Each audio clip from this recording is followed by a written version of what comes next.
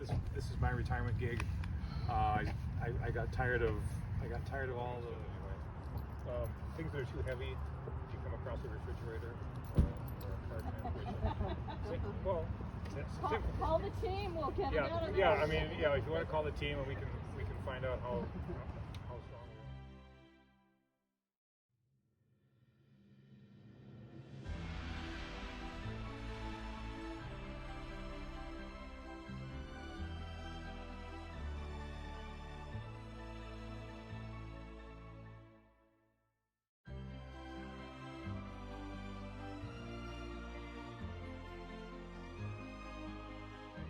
Ray, Ray. Hey, Ray, why'd you decide to come out today? just clean up some of the litter. Where do you live? Newcastle. Cool. Appreciate you coming out. You come out here today. I wanted to do my best for the community, and it's a beautiful day, and I'm looking forward to picking up stuff, trash and stuff in the park and the Y, and it's been great so far. Thanks, Phil. June, why'd you come out here today? I just want to do my part to help clean up the community. I really dislike trash. Thanks for coming out.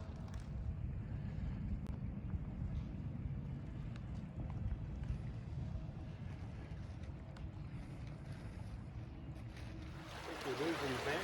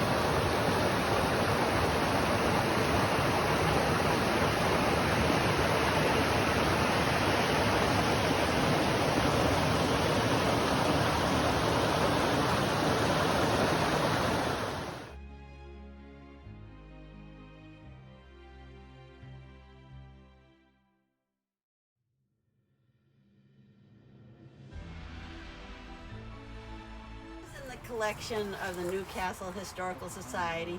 This is Milt Swanson's hat when he would go down into the mines as a carpenter.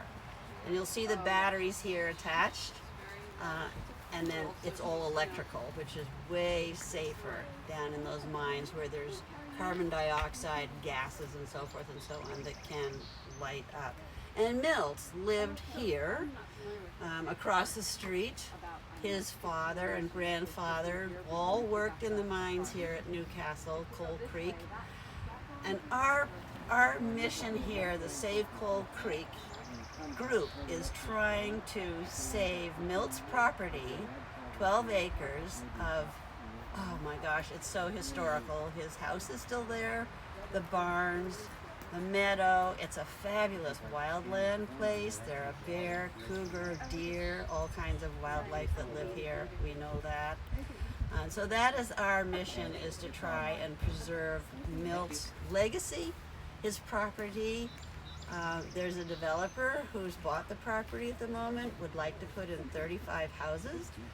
But the land is right next to Bellevue Park's Coal Creek Park. And on the other side, it's where we are right now, land owned by King County Parks.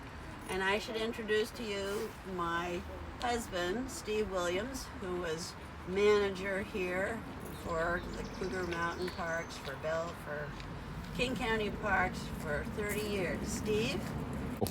Yeah, Barb was talking about the two parks, and there's a map here that shows green Cougar Mountain on the uphill east side, Lakemont Boulevard coming right down through the middle. We're right now at the Red Town parking lot. Across the street is 445 acres of Coal Creek Park. But right in the middle, where the animals cross the road and where it would be a much safer place for people to cross the road, there's this privately owned property. We're worried that they're proposing to put 35 houses in there. There's no sewage or water now. They would have to pump their sewage a half mile uphill and put all these houses in there. So you're blocking the wildlife corridor between the two parks. And that's what we're trying to preserve with the program here. We're making their own explosives in the beginning. Later on, DuPont came out here and created a dynamite factory in the town that's now named DuPont, down on the channel towards Olympia. Electricity from Snoqualmie Falls, and then they had porcelain insulators and what we call a knife switch. This is actually a heavy-duty breaker. That's how you turn your wiring on and off. They couldn't afford water pipe, so they made their own out of wood, tongue and groove, set to go together, and then wrapped with wire and coated with tar. So the water pipes up here for 50 years were actually made out of wood. Amazing. And we find a few artifacts. Here's a cream bottle for 5 cents and a little piggy bank with a girl and a dog. So it's a fascinating time up here. This is actually a drill bit or an auger. This is a lunch pail that the coal miners would have used, such as Milt and people here at Cougar Mountain.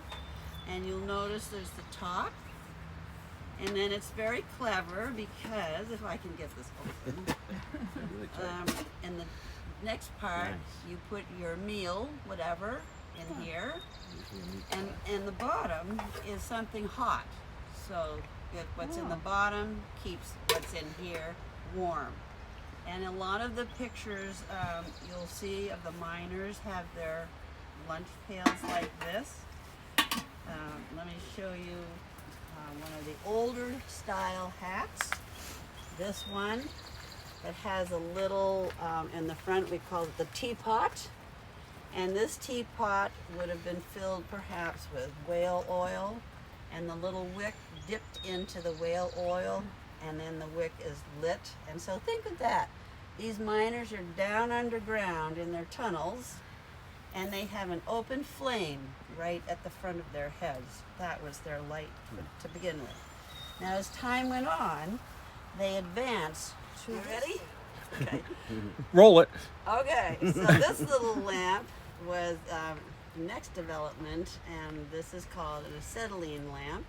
It's very clever, I think, chemically, scientifically, and so forth. In the bottom, there's carbide powder down here in the bottom. And you screw this on, you'll see this little spigot right here. All right, so what's the spigot for? Interestingly enough, in the top, open this, and there's water in the top. This little lever right here, we can move, and that causes more or less water to drip down onto the powder. The more water that drips onto the carbide powder, the more flame you're going to get when you light this here. There's the gas coming out the front, and right here you can light this, and then you'll get a brighter or less bright flame. And around the edge here is the mirror, so that gives you more light. This was much safer, but also attached by this to the front of the hat. All right?